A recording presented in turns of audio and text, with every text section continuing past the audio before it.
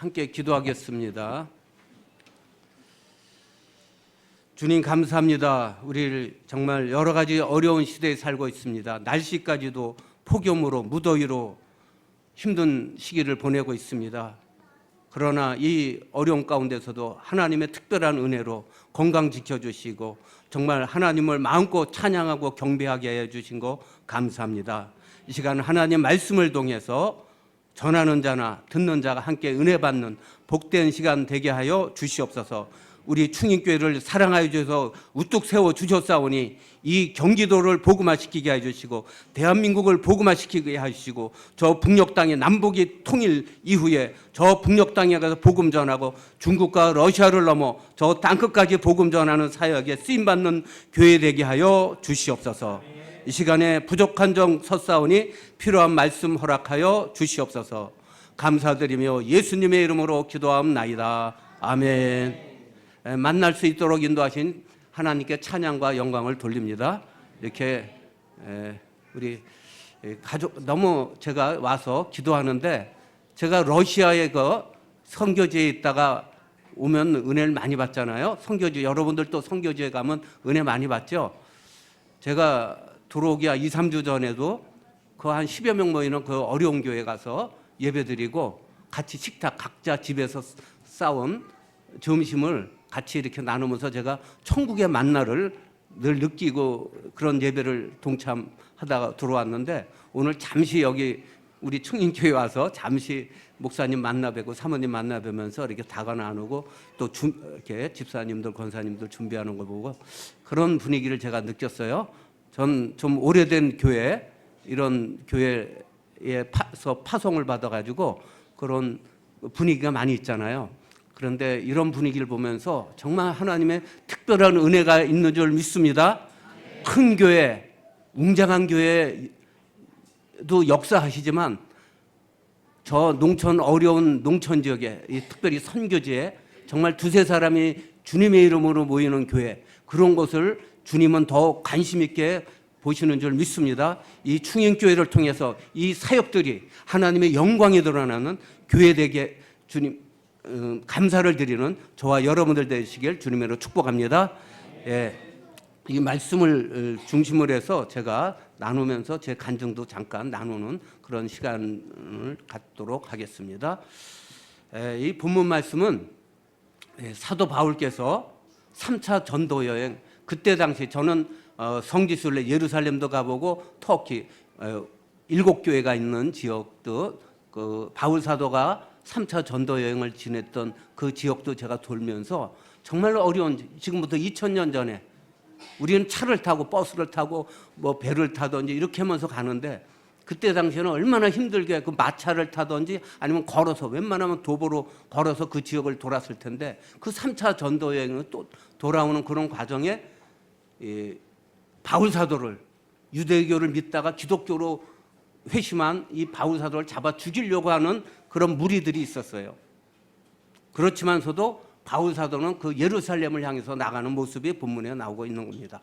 3차 전도 여행이 끝나고 이제 오순절이 되기 전에 또 그 전도 여행이었는데 다 어려운 교회, 마게도냐 교회 이런 연약한 교회들이 헌금을 모아서 예루살렘 교회가 지금 흉년을 만나가지고 막 굶주리는 성도들도 있다는 소식을 듣고 그 연약한 교회들이 헌금을 모아준 그 헌금을 가지고 빨리 오순절 전에 돌아가야겠다. 그리고 그때 당시는 2, 3개월에 한 번씩 배가 출항을 하기 때문에 그 배에 맞춰서 움직여야 되거든요. 그래서 가는 길에 원래 3년 동안 섬겼던 고린도 교회는 1년 반 여러 교회들 많이 섬겼는데 개척했는데 특별히 예배소 교회는 3년 동안 섬겼던 바울 사도의 정말 눈물과 피, 순교의 그 뜨거운 마음이 있던 그런 교회입니다. 근데 그 교회는 꼭 들려고 했는데 시간이 이 배 항로가 연결되지 않아서 그 밀레도로 그 예배소 교회 집사 장로님들 몇 분을 오라고 합니다. 이게 마지막이라는 건 바울 사도도 알아요. 이게 지금 이번에 예루살렘에 가면 잡혀서 거기서 순교당할는지 어떻게 될지 모르기 때문에 그 지도자 몇 사람을 오라 그래서 마지막으로 한 설교 내용이 오늘의 본문 말씀인 줄 믿습니다. 그래서 여기에 핵심은 저는 원래 제목을 한 두세 가지를 잡거든요. 원래 눈물과 겸손이에요. 여기 핵심의 메시지는 눈물과, 그다음에 마지막 순교거든요. 일사각오. 마지막 주님의 복음을 위해서 순교의 각오로 가는 그 길이라는 것이죠. 자, 장로들을 만난 후에 예루살렘에 내려가서 제수의 몸으로 끌려가잖아요. 군대들에게 끌려가서 환난도 당하고 풍랑도 만나지만 결국 로마에 들어가서 그 셋집에 있으면서 복음 전해요. 로마에 들어가서 개인적으로 원래 제수의 몸이지만 사람 만나는 건 그래도 로마라는 나라가 정말 법을 잘 지키는 나라인데 그걸 다 보호해주고 있어요. 로마 시민권을 가졌기 때문에. 그래서 그곳에서 선교 사역하시다가 마지막 순교하는 것이 사도행전 마지막까지의 내용인 줄 믿습니다. 그래서 우리의 복음에 받아들인 자는 정말 복음을 위해서 순교의 자리까지 갈 수 있는 그런 마음이 있어야 된다는 것을 본문에서 말씀하고 있는 것입니다. 자, 그러면 첫 절부터 다시 한번 보도록 하겠습니다. 18절 말씀 한 목소리로 봉독하겠습니다. 시작.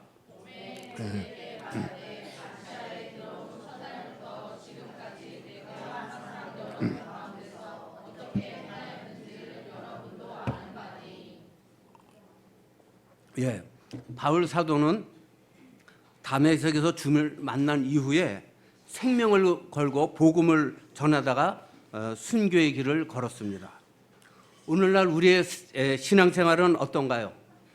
처음 은혜 받았을 때는 정말 열심히 믿었잖아요. 근데 세월이 흐르면서 저도 선교지에 지금 30여 년 전에 단기 선교 갔다가 거기서 중국에 단기 선교 갔다가 은혜 받아가지고 그거 간격 가지고 지금까지 달려오는데 어떨 때는 이게 막 식을 때도 있어요. 낙심할 때도 있어요. 너무 힘드니까 절망할 때도 있어요.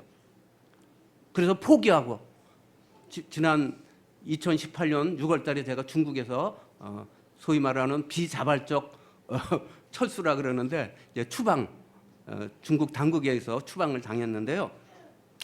그럴 때 또 다시 러시아에 가서 또 하는 과정에서 언어도 배워야지. 그 겨울에는 영하 30도 40도가 되는 이 추위에 그 견딘다는 건 결코 쉬운 일이 아니잖아요. 나이도 이제 제가 60대 후반인데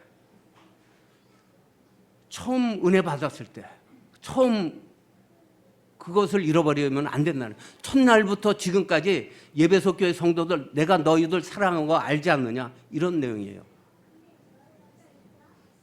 근데 우리는 시간이 지나면서 자꾸만 이 은혜, 하나님의 은혜와 사랑을 자꾸만 잃어버리는 이런 과정을 우리는 겪게 됩니다. 저를 전도했던, 저는 불신자 가정에 태어났어요. 근데 초등학교 2학년 때 이웃집에, 그 옆집에 믿음의 집사님 가정에 이사 와서 그 친구가 나랑 동년배니까 주일학교 가는 그 전도를 받고 제가 주일학교 가서 그때부터 예수 믿기 시작했는데 도리어 나를 전도했던 그 친구는 지금 세상으로 갔어요. 또 우리가 신앙생활 하다 보면 중고등학교 시절에는 열심히 잘 믿어요. 학생부까지 잘 알아요. 근데 청년부 시절, 대학교 가서 다 세상으로 가는 걸 많이 보게 되죠. 오늘날 또 심각해요. 다음 세대들이 정말 믿음이 이를까. 우리 손자, 손녀들도 아직 있는데 정말 지금은 믿음 안에서 잘 성장하고 있는데 이제 청년부 시절, 대학 시절에 흐트러지고 막, 그래서 어렸을 때 이 신앙교육을 잘 시켜야 된다는 거죠.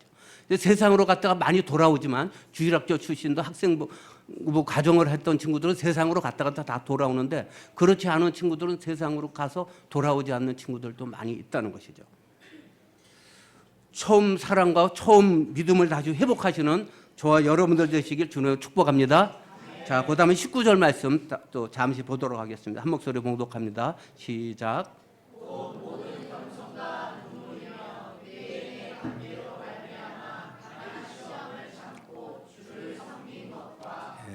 바울 사도는 예배소 교회와 성도들에게 겸손과 눈물로 섬겼다고 말씀하고 있어요. 오늘날 우리가 교회나 우리 성도들을 겸손과 눈물로 섬겼는가 한번 돌아봐야 돼요. 처음에는 그런 순수한 마음으로 해요. 근데 시간이 지나면 자꾸만 이게 교만한 마음이 들어요. 집사님이 되고 권사님이 되고 장로님 되면 자꾸만 이 믿음이 식어지고 제가 교회에 와서 대접받으려고 한단 말이에요. 겸손히 섬기려고 하지 않아요. 저도 100년 이상 된 교회를 제가 모교회는 원래 장로교 통합 거기 주일학교를 나왔어요. 그다음에 감리교, 경동 감리교라고 거기서 자랐고, 그다음에 이제 이태원 감리교라고 지금 저를 파송하고 이제 후원하고 하는 교회인데요. 100년 이상 된 교회예요. 근데 가면 자꾸만 그 틀에서 못 벗어나더라고요. 100년 역사가 오래된 교회일수록. 제가 그래서 가끔가다 메시지 이렇게 설교할 때는 그 말씀을 많이 전하죠. 그런 마음을, 선교지에 있으면 그걸 알잖아요. 작은 성도 어린아이 하나도 잘 섬겨야 되는 그런 자세가 있는데, 오늘날 우리 한국교회 와서 큰 교회들 가보면 이게 그런 분위기가 아니야. 뭐 무슨 직분이 무슨 계급장단 것처럼 그렇게 할 때가 많다는 것이죠. 주님은 이 땅에 오셨을 때 낮고 천한 마국간에 태어나셨습니다. 선생이지만 제자들의 발을 씻기셨어요. 주님은 마가복음 10장 45절에서 말씀하고 있죠. 인자가 온 것은 섬김을 받으려 함이 아니라 도리어 섬기려 하고 자기 목숨을 많은 사람의 대속물로 주기 위해서 이 땅에 오셨다고 주님은 말씀하셨어요. 오늘 우리의 모습은 어떤가요? 섬기기보다는 섬김을 받으려고 하는 우리의 모습을 바라보게 되는 것입니다. 여러분들도 수년 전에 사랑의 원자 손양원 목사님 따님이 지금도 살아 계시죠. 손동희 권사님 극동방송이나 기독교 방송 간증한 것도 많이 들었을 거예요. 또 책을 냈죠. 나의 아버지 손양원 목사. 그 제목, 저는 그 책을 보면서 한국에 1년에 한 번씩 제가 방문하면서 좋은 책들 이렇게 보거든요. 지하철 안에서 시간 없으니까 지하철 안에서도 보고 며칠 만에 그 책을 봤는데 막 보면서 제가 막 울었어요. 너무 은혜가 되고 감동이 돼서. 그분의 그 간증집에 거기 보면은 나오잖아요. 손양원 목사님 사랑의 원자다. 너무 훌륭한 분이에요. 영화도 제가 본 분들 저기 연세 드신 분들은 보셨을 텐데, 그분이 손동희 권사님이 자기 아버지 그 일대기를 이렇게 기록했잖아요. 근데 남대문 이제 감옥에서 나와서 해방이 돼가지고 일제 치하에서 있다가 해방돼서 감옥에서 신사참배 반대하다 감옥에 있다가 풀려나셨잖아. 그러니까 뭐 남루한 옷 입고 가방 하나 들고 했는데 아버지가 감옥 생활을 오래 하다 보니까 몸이 너무 힘드니까 가방 들어줘야 되고 이렇게 잘 모셔야 되거든요. 그래서 모시고 이제 남대문 교회, 오늘 지금도 남대문 교회 있죠. 큰 역사가 오래된 교회.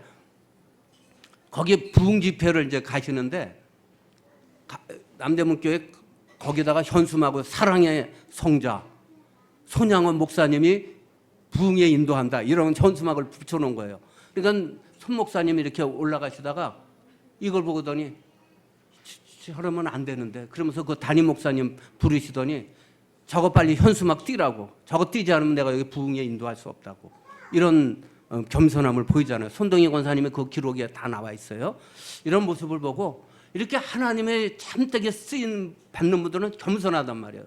근데 오늘날 잘못하면 우리 한국교회 성도들이 자꾸만 연조가 오래되면 오래될수록 이 겸손한 마음을 잃어버리고 자꾸만 교만해지려고 그러고, 뭐 직분 맡으면 직분 맡을수록 대우받으려고 하고, 이런 잘못된 거, 이런 것을 이 본문에서 깨닫고 돌아서는 이런 시간 되길 주님으로 축복합니다. 자, 또한 주님은 바울사도는 이 본문에서 겸손을 말씀했고 또 눈물을 또 얘기하고 있어요. 눈물로 또 섬겼다고 했어요. 주님은 불쌍한 영혼들의 눈물을 흘리셨습니다. 나사로의 죽음 앞에서 눈물을 흘리셨으며 나인성 가부의 아들을 위해서 눈물을 흘리시며 그를 살려주셨어요. 바울사도는 개척한 교회 성도들은 눈물로 섬겼다고 고백하고 있는 것입니다. 우리는 교회를, 성도, 어린아이 한 명도 우리는 겸손과 눈물로 섬겨야 된다는 것이죠. 15년 전 추운 겨울이었어요. 제가 선교지 중국 거 압록강변을 제가 그래서 탈북자 북한 선교를 감당하고 있었는데요. 70대 초반에 권사님 한 분이 청년부들 오면 7박 8일 9박 11일 추운 겨울 1월 2월 오면 저 만주 뭐 압록강 두만강 그 만주 벌판은 거기도 영하 20도 25도 안팎으로 추워요. 겨울에는. 그 지역을 청년들하고 오면은 제가 막 그 어려운 교회들을 다 돌거든요. 그래서 백두산까지 갔다가 압록강 두만강 보고 돌아오는 게 한 코스인데 교회들 처소들 방문하고, 그런데 노인 권사님 한 분이 그 청년들 단기기 성경 오는데 오신다 그러니까 굉장히 부담스럽다고, 막 먹는 것도 만두 뭐 라면 컵라면 먹고 이러면서 그 지역을 7박 8일 8박 9일을 다녀야 되는데, 노인 권사님 오신다니까 부담스러운데 하여튼 오신다 그러는데 반대할 이유는 없죠. 오신다 그러니까 그럼 모시고 오시라고. 그래서 같이 오셨어요. 같이 오셔서 제가 있는 데가 단동에서 좀 떨어진 봉성이라는 곳이 있어요. 옛날 고려문이 있던 그 지역인데 다 어려운 교회들이죠. 뭐 마구간을 고쳐가지고 예배실 드리고 나무도 없어서 그냥 판자대기 이렇게 깔아놓고 거기서 앉아서 예배 드리는 거. 졸면은 그냥 넘어가요. 뒤에 이게 받침대가 없는 그런 데서 예배 드리거든요. 그리고 오셔서 예배 드리더니 딱 끝난 다음에 찬양하고 기도하고 말씀 선포하고 끝나가지고 이제 기도 시간에 기도하는데 막 계속 우시더라고요. 그리고 거기 보면 조선족 특별히 동포들, 중국인들도 있지만 거기는 조선족 동포들. 연세가 드셨잖아요. 해방 전에 남북이 다 분단돼가지고 그런 또 북한에서 온 사람들. 이런 사람 예배 끝난 다음에 그들을 막 붙잡고 막 우시는 거야. 그러면서 하는 소리가 늦게 와서 미안하다고. 그분은 온누리교회 권사님이셨어요. 그런데 온누리교회는 1년에 한두 번씩 꼭 단기 선교 가는데 이분은 또 가장 어려운 데, 이슬람권, 이란, 이라크, 그 전쟁도 있고 막 잘못하면 거기 순교당했죠. 수년 전에 그 김선일 선교사님 같은 거 순교당했잖아요. 그런 지역에 다녀섰던 분인데 여기 오시더니 막 우시더라고요. 그러면서 내가 미안하다고. 다른 민족한테 많이 갔는데 내 민족, 내 동포, 조선족, 탈북자 이 사람들 못 돌봤다고 막 우시더라고요. 그래서 7박 8일 그 일정을 다 보내고 가시더니 계속 이제 뭐 사위나 뭐 딸들이 다 의사 아니면 변호사 뭐 이런 거 강남에 사시니까 여유가 있죠. 그러니까 선교를 아시니까 매달 또 선교비를 보내가지고 그 어려운 탈북자들, 어려운 사람들 한국 올 때 비용 들어잖아요. 그런 거 다 되고 그다음에 어려운 교회들은 건축비 보내가지고 건축했죠. 교회가 세워지고 개인집을 사가지고 그걸 수리하면 그 교회가 되는 거거든요. 그런 일을 많이 하시다가 3년 전에 이제 하나님의 부르심을 받았는데요. 이렇게 눈물을 통해서 이 선교를 이루게 하시고 사명을 감당하게 하신 줄 믿습니다. 저도 사실상 단기 선교 갔다가 눈물 때문에 눈물이 나면 어떻게 사명을 감당해 하시죠. 제가 91년 2월 달에 중국이 수교가 92년도에 됐어요. 중국과 러시아는 개혁 개방이 이루어지면서 공산화가 무너지면서 이제 30년 전에 이제 이루어졌는데 그때 제가 단기 선교를 가서 9박 10일 동안. 근데 중국 그때 당시에 가니까 그때 9박 10일이었는데요. 배를 타고 버스를 타고 이러면서 저 할빈 만주 흑룡강이라 그러죠. 아는 분들은 지정나고 거기까지 막 그 어려운 코스를 갔어요. 갈 때마다 제가 느껴지는 것은 버스 안에서나 한 팀이 10명씩 이렇게 갔는데 지금 30년 전에 중국은 러시아도 말할 것도 공산화 됐던 나라들은 처참했어요. 지금 북한이 지금 어렵죠. 중국과 러시아도 그랬어요. 30년 전에. 제가 거기를 가면서 경제적으로도 처참해. 지금 오늘날로 얘기하면 옷 입은 거나 이런 건 다 노숙자 수준이에요. 그 사람들. 지금 중국이 지금 G2가 돼가지고 저 큰 소리 치다가 지금 미국의 어려움을 지금 당하고 있는데 30년 전에 처참했습니다. 현장을 뭐 사업 때문에도 장기 선교 다녀온 분들은 알지만 지금부터 10년 전만 해도 중국은 처참했어요. 근데 30년 전에 갔는데 그들의 모습을 보니까 정말 우리는 너무 잘 살더라고요. 90년 초만 그때부터 우리는 88 올림픽 하면서 경제가 성장했잖아요. 그 모습 보면서 더 불쌍한 게 하나님 없으니까 영원히 불쌍하잖아요. 예수님이 전도하시다가 그들을 막 먹을 무리들이 막 쫓아다니니까 그들을 불쌍히 여기사 그리고 먹을 오병이의 역사도 이렇게 주셨잖아요. 그런 것처럼 이들을 보면서 경제적으로 육신적으로도 불쌍하지만 영원히 불쌍한 거예요. 목자 없는 양과 같이 유리 방황하는 그 영혼들을 이 집사 그때 평신도 제가 집사였거든요. 그게 떠오르고 또 처소를 갔어요. 한 10여 명 모여 은밀하게. 그때 당시엔 드러내서 예수 잘 못 믿었어요. 믿으면 잘못하면 감옥 가고 그런 시절이거든요. 그래서 우리는 그냥 여행객으로 갔다가 은밀하게 그 지하교회에서 성도들 10여 명 잠깐 만나서 찬양하고 기도하고 말씀 어떤 집사인 제가 하기도 하고 전도사님들이 하는데 그거 집회 딱 끝났는데 어떤 노인 성도 하나가 손을 딱 잡더니 저한테 이제 집회 끝나고 헤어지는데 손을 잡더니 자주 와서 말씀 전해달라는 거야, 이 집사한테. 눈물 흘리면서 자주 와서. 이건 우린 자주 올 수도 없는 그런 시절인데 그렇게 하고 헤어졌어요. 그러면서 계속 그 일정을 하고 한국에 돌아와서 평신도 집사인 제한테 새벽 기도나 심야 기도 금요일날마다, 요즘은 새벽까지 잘 안 하죠. 옛날에는 새벽 기도 때까지 3시, 4시까지 보통 기도했어요. 11시, 12시 중에 모이면 찬양하고 기도하고 새벽 예배 때까지 하는 게 철야 기도였어요. 그런 게 있었는데 오늘날은 심야 기도를 해서 짧게 한두 시간 하고 끝나지만 그 뜨거움이 다시 회복해야 될 줄 믿습니다. 한국교회는 다시 일어나야 돼요. 그렇게 했는데 기도만 하면, 새벽 기도 때 기도만 하면 그 노인 성도가 떠오르는 거예요. 또 심야 기도에 들어가서 철야 기도해도 그 노인 성도가 눈물 흘리면서 이 평신도 집사인 나에게 와서 말씀 전해달라는 거예요. 그러니 제가, 우리 딸이 여기 와 있지만서도 두 딸이 그때 초등학교 그거 전후였는데 두 딸이 이제 자라야 되고 개인 직장 생활하다 이제 개인 사업하는 그 상황이었는데 기도만 하면 떠오르는 거예요. 그러다가 그게 한 1, 2년, 2, 3년 됐던 것 같아요, 기회가. 그 다음에 결단을 하고 그 환상이 떠오르니까 결단하지 않을 수가 없더라고요. 그래서 늦게 신학을 하고 제가 이 과정을 지금 겪고 있는 것입니다. 이렇게 눈물이란 것은 사명을 감당케 하신 줄 믿습니다.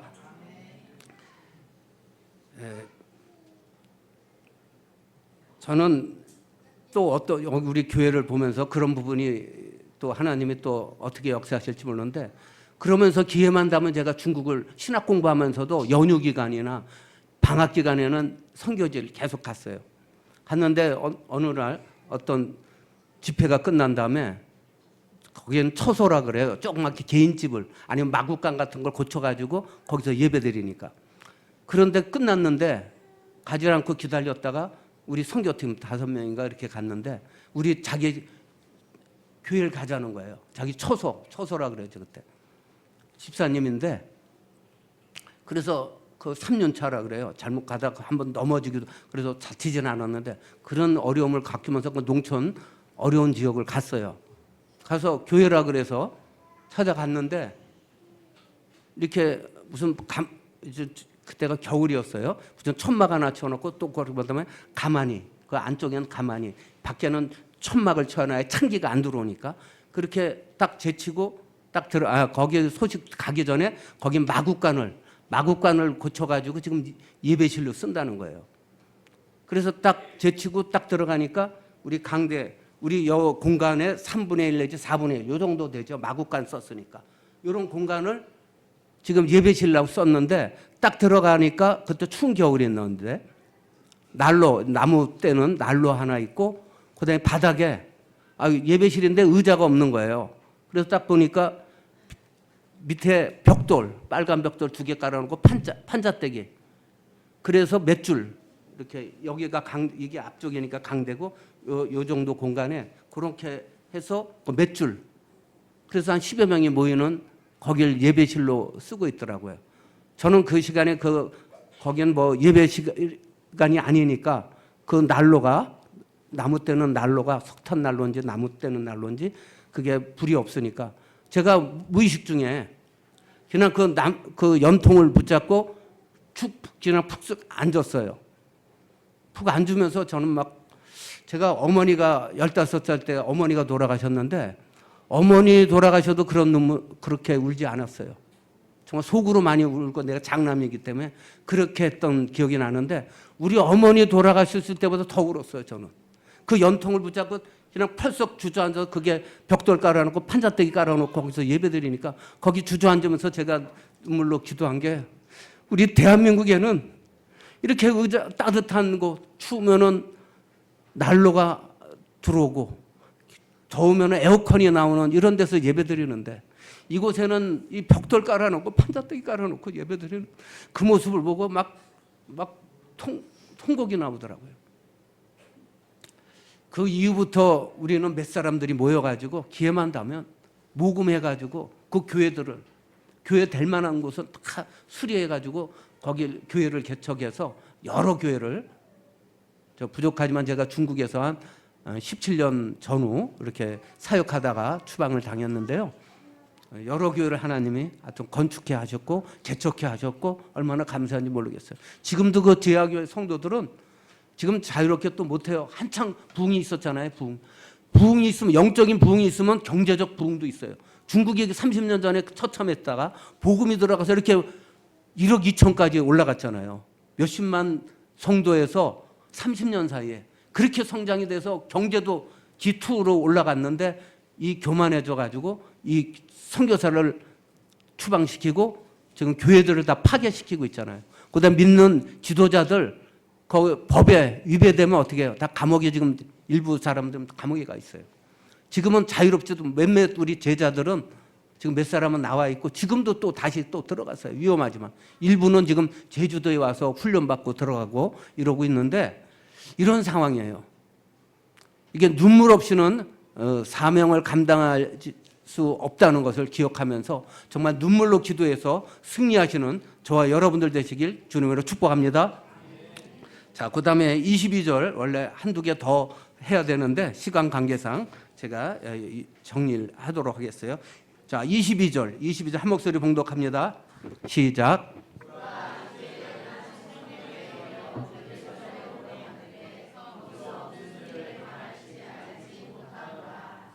예, 바울 사도는 예루살렘으로 가는데 죽음을 각오하고 내려갑니다. 좌주위에서 내려가지만 지금 당신을 잡아 죽이려고 40명이 자객들이 준비하고 있다. 그 길목에 바울 사도가 오는 길에 40명이 준비하고 있다가 잡아 죽이려고 한다. 이런 소식도 들어요.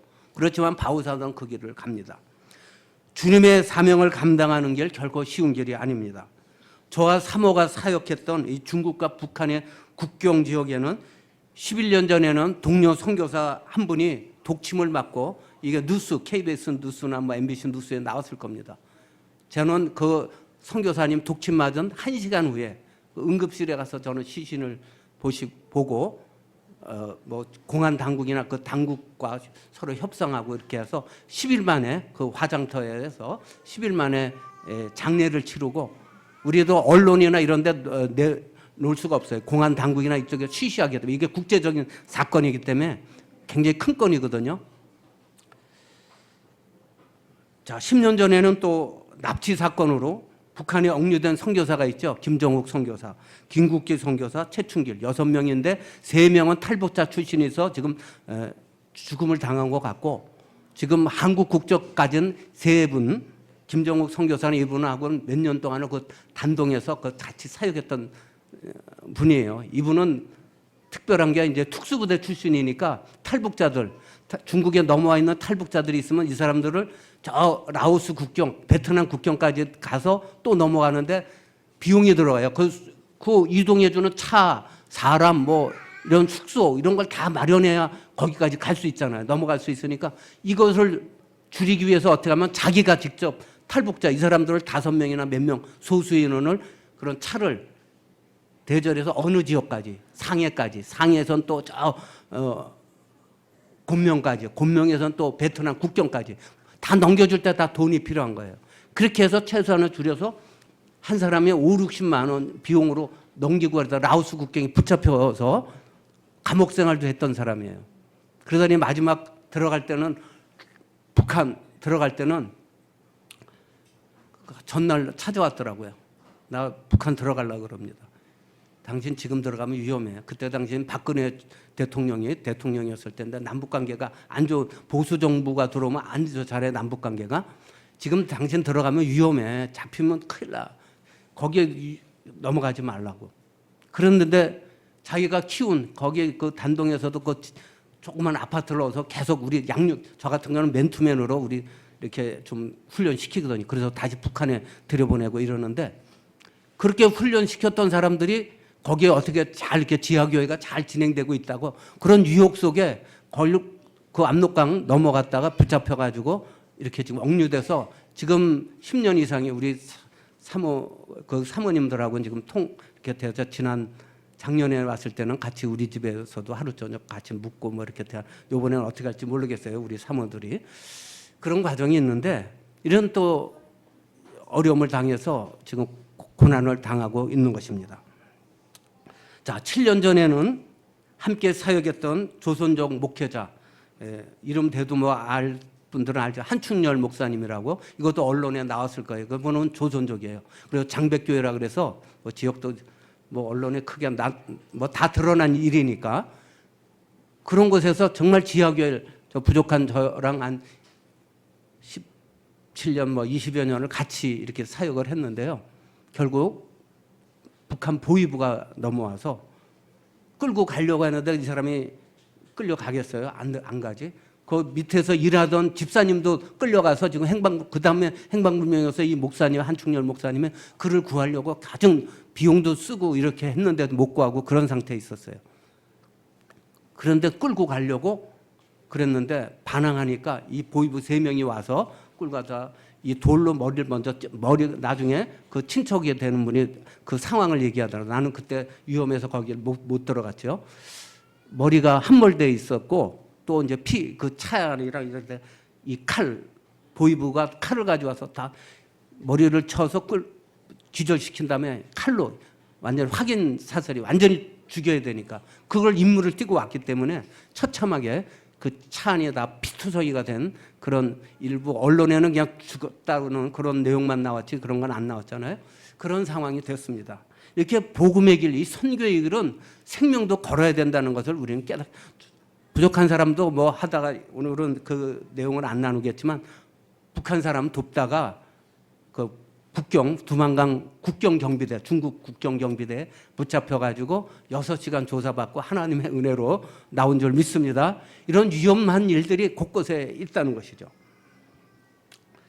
자, 사실 이런 환란을 당하고 제가 중국에서 나와서 사할린과 시베리아로 가는 거는 정말 어려운 길이었어요. 그냥 국내에서 제가 나이가 이제 그때 60대 초반이었고 지금 5년이라는 세월이 지났는데 그때만 해도 그냥 국내에서 이 조선족, 중국인들 그 사역을 영등포 가면 많이 와 있어요. 중국인들. 조선족들이 많이 와서 그 사역을 하려고 그랬는데 또 하나님께서 감동을 주셔서 그래서 연해주 갔다가 지금 시베리아로 가는데 시베리아는 겨울에는 영하 30도에서 40도가 왔다 갔다 합니다. 1, 2월 달에는. 눈도 엄청나게 영상을 우리가 못 봤군요. 이거 한 다음에 마지막으로 영상을 보도록 거의 순서가 뒤바뀌었는데 마지막에 영상을 보도록 하겠습니다. 그런 과정이 있었어요. 그래서 제가 추운 날씨에 가는 건 위험했어요. 저는 심장이 사실상 안 좋아요. 지금도 경고를 받고 있고 이 혈관이 올라가다가 피가 이렇게 판막이라 그러더만 판막에서 이게 잘못돼서 정말 가슴이 가끔 가다 뜨끔뜨끔하고 이런 증상이 나와서 경고를 받고 있는데 2기인가 3기라 그러더라고요. 조심하라고 약을 먹고 있는데 그 추운 날씨에 가면 이게 치명적이에요. 심장은. 또 우리 사모는 그 만주 단동에 있을 때도 뇌경색도 오고 또 안면마비까지 뇌경색이 심하면 또 안면마비까지 와서 어려움을 당하고 있었어요. 그런 치료도 받았는데 이런 지역에 있다가 더 추운 지역, 저 시베리아로 가면 더 위험한 거거든요. 그러나 사명 따라 갔더니 하나님께서 또 날씨도 온난화 현상으로 추운 겨울도 그나마 5년 전보다 점점 날씨가 좀 따뜻해지는 그런 당신들이 와서 이게 날씨가 이렇게 좋아진다고 이런 또 축복의 말도 제가 그것도 일반 우리가 러시아어를 배우는데 그 선생이 그래. 당신들이 와서 이 시베리아 땅이 이렇게 아주 추웠는데 덜 추워지고 이 날씨도 이렇게 좋아지고 여름엔 지금 막 30도가 넘어가요. 지금 원래 4, 5일 정도가 원래 7, 8월 때는 올라갔는데 올해는 보니까 열흘 이상 지금 32, 3도까지 올라가는 날씨가 됐더라고요. 이렇게 됐는데 이렇게 하나님의 은혜로 생명 걸고 나가니까 어떻게 해요? 환경도 열어주셔가지고 잘 감당하게 하시는 줄 믿습니다. 그러나 위험은 항상 있다는 거예요. 복음의 길에는. 자, 마지막으로 시간 관계상 제가 24절 하고 또 영상 4분 30초짜리 영상 보고 마치도록 하겠습니다. 자, 24절 한 목소리로 봉독하겠습니다. 네.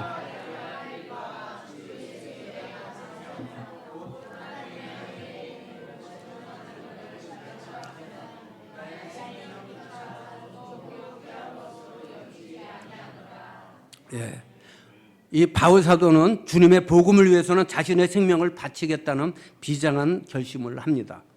우리는 예수를 믿으면서 생명을 바치까지 헌신을 한번 해봤는가? 한번 되돌아봐요. 예수 5년, 10년 정도 믿었으면 정말 복음을 위해서, 예수님을 위해서 내가 무엇을 헌신할 건가, 시간을 할 건가, 물질을 할 건가, 내 몸을 바칠 건가, 이런 결단을 할 수 있는 시간이 필요하다는 거예요. 이것이 없으면 물에 물 탄 듯, 뭐 지나치게 봐요. 술에 술 탄 듯, 이런 믿음 생활을 해요. 특별히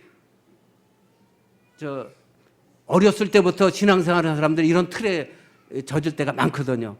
중간에 믿은 사람들은 정말 뜨겁더라고요. 그분들 보면. 저도 주일학교 출신이고 또 어떤 친구들은 어떻게 해요? 부모님들이 믿으니까 모태신앙이라 그러죠. 모태신앙들. 모태신앙들은 그냥 적당히 하면 되는 거야. 그건 너무 지나칠 필요도 없고 이렇게 자기만 잘 지키면 되지 뭘 이렇게 요란하게, 예수 믿어도 이렇게 요란하게 믿냐, 이렇게 한단 말이에요. 그런데 중간에 믿었던 분들은 어떻게 뜨거워? 이 바울 사도가 그렇잖아요. 유대인의 철저한 유대인이었는데 어떻게 담에색에서 변화받은 다음에 그때부터 순교할 때까지 정말 어쩔 때는 돌에 맞아서 성 밖에 버림을 받잖아요. 그런데도 일어나서 저는 그 선교지를 방문하면서 그곳을 가면서 많은 은혜를 받았어요. 성 밖에 버렸는데 다시 일어나서 어떻게 해요? 다시 또 가서 또 복음 전해. 저는 탈북자 돕다가 6시간 조사받으니까 이제 진짜 북한 선교 이제 그만해야겠지. 탈북자 돕다가 내가 이렇게 감옥에도 가고 뭐 이런 어려움을 당하니까 이제 그만해야겠지 하고 돌아섰는데 2, 3일 만에 또 전화가 왔어요. 탈북자한테. 또 전화가 오니까 또 감당해야지, 위험해도. 그렇게 하다가 나중엔 추방까지 당했지만요. 하여튼 사명은 이렇게 감당해야 된다는 거예요. 17년 전으로 지금 기억하는데 이 사역을 하다 보니까 중국에서 북한 국경 지역, 그 두만강 지역에서 어떤 20대 중반의 그 자매를 만났어요. 자매를 만났는데 그 자매는 북한 감옥에서 전도를 받았다는 거예요. 북한 감옥에서. 그러면서 간증을 하더라고요. 그 에스더 엄마라는 북한 감옥 들어갔는데 탈북자라 그러죠. 두만강, 압록강 넘으면 탈북, 국경, 배신자라 이거예요. 그래서 심한 사람들은 처형시켜버리고 심하지 않은 사람은 몇 개월 이렇게 구금 생활하다가 풀어주기도 하고 그런데 2번, 3번 한 사람들은 거의 다 장기 복역해요. 탄광에 가서 일하다가 죽으라는 거예요. 근데 이 자매도 2번인가 3번 만에 붙잡혀가지고 북한 감옥 안에 있는데 일주일이 뭐 10명에서 20명 감방 안에 있는데 에스더 엄마를 애엄마인데를 만났는데 북한 감옥에서 너를 하는 거야. 너 하나님 믿어야 된다. 그리고 또 어려움 당하고 고난 당할 때 하나님 부러. 그러면서 몇 마디 이렇게 들려주셔. 그 기억이 나는 거예요. 일주일 만에 그 자매가 끌려나갔는데 살았는지 죽었는지 모르죠. 거의 다 그 정도로 하면은 거의 다 처형감이죠. 북한 감옥 안에서도 전도하니까 그건 처형감이죠. 끌려갔는데 그다음부터 소식 모르는 그 상태인데 그 내리에 그런데 끌려가지고 이제 거기 임시 보호소에 있다가 어떻게 되냐면 재벌로 몇 개월 감옥 생활해도 풀러주고 나머지는 탄광 보내고 심한 사람들은 처형당하고 이런데 이 자매는 탄광으로 끌려간 거예요. 20대 중반인데. 그래서 평생 탄광에서 일하다 죽는 게 마지막 남은 거예요. 그래서 그 자매가 몇 개월을 그렇게 생활하다가 어느 날은 그 언니가 에스더 엄마라는 언니가 들려준 이야기. 이렇게 어려움 당하고 고난 당할 때 하나님께 부르짖어라. 기도해라. 널 구해줄 거다. 이런 얘기가 계속 내려오니까 하나님이 살아계시다면 나 이 탄광에서 나가게 해달라고 그런 기도를 합니다. 그런데 그 기도가 딱 끝났는데 좀 이따 점심시간이 됐는데 방송에서 자기 이름하고 어떤 남자 형제 2사람을 불러드려요. 불러가지고 내려갔더니 너희들은 이 감옥에 있다가 또 딴 감옥으로 더 어려운 데로 또 간다는 거예요. 그러니까 이제 더 죽으러 가는 거죠. 그러니까 이 사람들이 끌려가다가 그 점심시간이 되고 이런데 그 간부들 뭐 병사 몇 명이 데리고 가겠죠. 가는데 점심시간이 됐는데 이 사람들 묶여 있으니까 그냥 놔두고 점심 먹느라고 왔다 갔다 하면서 약간 빈 사리를 잠깐 그 틈이 있었어요. 그러니까 이래도 죽고 끌려가면 더 이제 죽는 거 아니면은 또 깊은 감옥으로 가야 되니까 거기서 이제 도망치기 시작한 거예요. 정신없이 도망쳐가지고 그 두만강을 건너서 넘어왔어요. 넘어와서 저를 만난 거예요. 그것도 이제 두만강 죽음 직전에 그 형제 그 친구가 어떻게 건져줘가지고 같이 이렇게 도망온 이야기를 했는데, 이렇게 복음의 역사는 이렇게 죽음 앞에서도 담대히 선포하는 이 에스더 엄마라는 사람이 있기 때문에 복음의 역사가 이루어지는 줄 믿습니다. 예, 마지막으로 요간증하고 마치도록 하겠어요. 또 저는 수많은 탈북자들을 만났어요. 탈북자를 수많은 사람을 만났는데, 탈북자 숙소에 있는데 어느 날 멀쩡한 사람이 오는 거야. 다들 보면 다 막 몇 개월을 못 먹고 이런 사람 다 헐벗어요. 영양실조 아니면 이런 사람들이에요. 다리에 또 붙잡혀가지고 얻어 맞아가지고 다리에 저는 사람, 별 사람들을 많이 만나는데, 이 친구는 탈북자라는 친구가 왔는데 뭐 호대가 멀쩡해요. 또 평양, 다른 데도 아니고 지방도 아니고 평양에서 오면 그거는 사람들은 주로 간부 출신이거든요. 그러니까 간첩. 그런 사람이 오면 어떻게 간첩일 경우가 많아요. 이렇게 위장해서, 탈북자로 위장해서 우리 선교사들을 이렇게 잡아들이는 그런 역할을 하는 사람. 그렇게 저는 일단은 의심했죠. 호우대가 멀쩡하고 그러니까 의심하고, 또 복음도 잘 안 받아들여. 아침 저녁으로 성경하고 기도하고 이러는데 받아들이지 않더라고요. 그랬는데 그 이후에 저는 그때 왔다 갔다 하면서 그 사역을 할 때인데, 나중에 그 같이 붙잡혀서 감옥 북한으로 넘어가면서 했던 그 형제가 지금도 한국에 와 있는데, 그 형제를 만났을 때 우리 백 선생이라고, 평양에서 온 백 선생. 이 친구는 몇 개월이 지났는데 그때부터는 금식하고 성경 백독이세요. 아주 성경을 많이 봐요. 거기서는 계속 성경 보게 하고, 그러면서 먹을 거 주고 이러거든요. 훈련을 그렇게 시키고, 준비된 사람들은 북한으로 다시 보내고, 일부 도저히 갈 수 없는 사람들은 한국으로 보내고, 이런 사역을 하거든요. 그런데 이 백 선생이라는 친구가 이제 가끔가다 중국에서 체포령이 내려요. 그러면 공안들이 그 아파트 같은데 가택 수색을 다 합니다. 근데 그 탈북자가 있는 숙소에 공안들이 들이닥쳐 붙잡힌 거예요. 그래서 그 이춘영 형제하고 백 선생이 같이 붙잡혀가지고 그 중국 국경에서 이제 북한 국경으로 넘깁니다. 그러면 이제 거기서 어려움을 당하죠. 그렇게 했는데 중국 감옥에 있을 때 얘기를 하더라고요. 북한 감옥에 있을 때 그 상황도 얘기하는데, 감옥 안에서도 이 친구는 계속 금식기도 하고 말씀 보고 이렇게 준비되니까, 그때는 벌써 그 다음에 제가 마지막으로 본 게 이제 몇 개월 만에 봤는데, 옛날에는 이렇게 얼굴이랑 모든 게 좋았는데 계속 금식하고 이러다 보니까 온몸이 많이 혈색도 없고 많이 말랐더라고요. 그러더니 그런 훈련을 해서 그래요. 근데 넘어갈 때 저는 그걸 목격 가지 못해. 같이 갔던 이충렬 형제라는 친구가 이제 그 백 선생 얘기를 하는 거예요. 이 친구는 보위부 간부가 이렇게 같이 신문하는데, 너 이 자리에서만, 신문 조서하는데 너 이 자리에서만 예수 믿지 않는다고 하면 내가 이렇게 쓰겠다. 그런데 그 자리에서 나는 그렇게 부인할 수 없습니다. 딱 당당히. 이 친구는, 이충렬은 막 안 믿는 것처럼 그렇게 해서 자기 모면이 됐는데, 이 백 선생이라는 친구는 나는 예수 부인할 수 없다. 난 당당히, 당신도 예수 믿고 천국 가십시오. 보위부 간부한테 도리어 이러는 거예요. 그러니까 너는 알 수 없겠구나. 그래서 뭐 이렇게 조서를 썼겠죠. 그래서 북한 감옥으로 넘긴, 그 다음에 끌려가는데 그 다음부터 소식 없죠. 죽음을 당한 걸로 거기다, 지금도 소식 없는 거 보면 그렇게 추정이 되고, 그 형제는 넘어와 있고, 이런 일이 있는데, 이렇게 복음 앞에서 생명을 걸고 이렇게 담대히 나가는 이런 믿음을 다시 회복하는 저와 여러분들 되시길 주님의 이름으로 축복합니다. 예, 함께 기도하겠습니다. 주님, 우리가 믿음 생활하면서 정말 겸손과 눈물로 섬기는 저희들 되게 하여 주시옵소서. 정말 일사각오의 신앙으로 이 어려운 시대를 이기고 승리하는 저희들 되게 하여 주시옵소서. 감사드리며 예수님의 이름으로 기도하옵나이다. 아멘. 예, 영상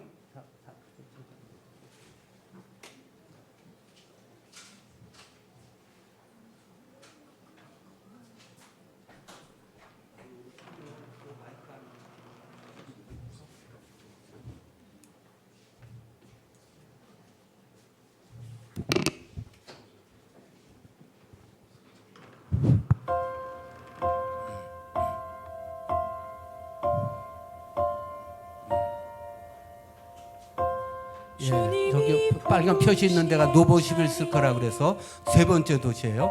몽골 카자흐스탄 위에 있죠. 예, 요즘도 이런 차가 지금 많이 좀 바뀌고 있는데 이런 차가 다니고 전기로. 요거는 지금 막 감망대가 이제 이게 옛날에 감옥 자리입니다. 유배지였죠. 여기 시베리아는 벌판 정부의 잘못한 지금 3, 4월에 눈이 아직도 이렇게 쌓여 있는 거예요. 3, 4월에. 그다음에 여기는 뭐 아이들 이렇게 눈이 쌓여 있는 게 겨울 왕국이죠. 요 돌쟁이밖에 안 되는데도 항상 3, 40도 돼도 이렇게 데려 나와서 막 훈련시켜요. 추운데. 요 보세요. 돌쟁이밖에 안 되잖아요. 성균아이 갓 이제 걷는데 추운데 유모차 밟고 나서 이렇게 이제 바퀴 위에서 이제 스키처럼 이렇게 눈에도 바퀴가 안 되니까 스키처럼 이렇게 끌고 다녀요. 저렇게 밑에 달렸죠. 바퀴는 이제 달렸어요. 겨울에는 저 스키처럼 유모차가 저렇게 끌고 다녀요. 이거는 초등학교 아이들이 이제 축구하는 거예요. 이 가방 놓고 추운 겨울에 20, 30도 되는데 이게 눈이 쌓이면 우리 바우신학교 건물인데 눈이 쌓이면 이렇게 많이 쌓인 소위 말하는 겨울 왕이죠. 요건 이제 보바 목사님이라고 알코올 중독자였는데 변화 받아가지고 교회를 개척했는데 지금 한 3, 40년, 50년 보이는 교회가 예배 전에 항상 이렇게 아이들 나오게 해서 축복기도. 요거는 이제 지하실을 얻어서 지금 예배실하고 여기 식당 자리에서 예배 끝난 다음에 식사 나누는 자리죠.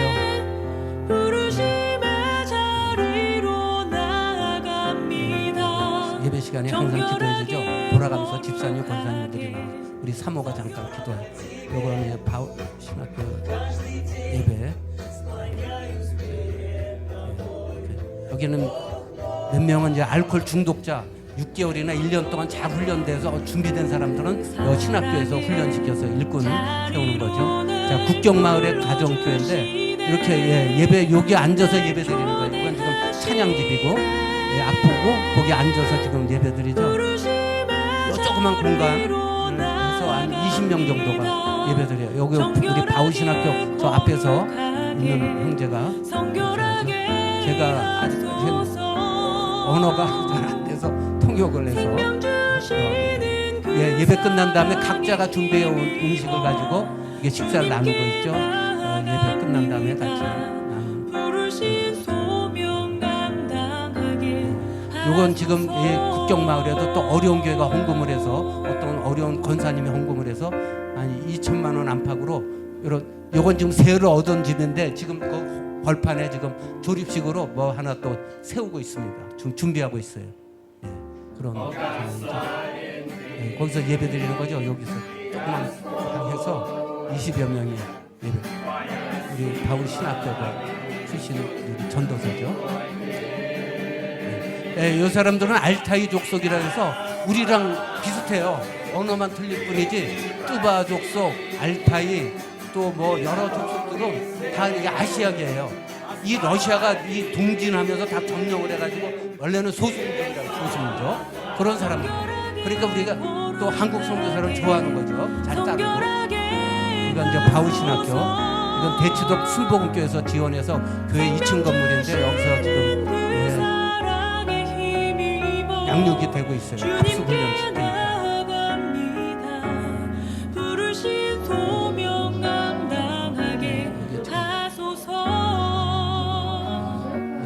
주님께 나아갑니다. 부르신 소명 감당하게 하소서. 한국에서 목사님 가셔서